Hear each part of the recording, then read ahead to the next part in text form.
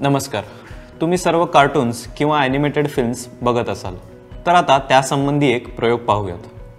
तर आता माझ्याकडे एक कागदी पट्टीचं चक्र आहे, ज्यात समांतरावर उभ्या फटी अर्थात स्लिट्स तयार केलेल्या आहेत आणि चक्राच्या आतल्या बाजूस चित्र बनवलेली आहेत. हा स्विच दाबताच चक्र आणि ड्रम गोल फिरू लागतात.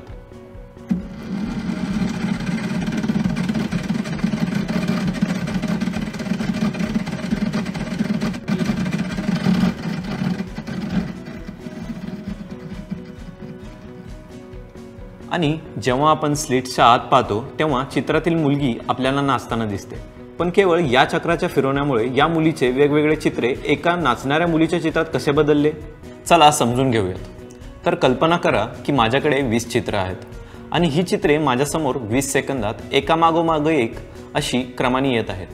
तर अशा वेळी सर्व चित्रे ही वेगवेगळी स्वतंत्रपणे पाहता येतील. पण आता हीच 20 चित्रे एका सेकंदात माझ्यासमोरून क्रमाने येऊन गेली तर ही सर्व चित्रे मला वेगवेगळे दिसतील का? याच संकल्पनेला म्हणतात फ्रेम्स पर सेकंड.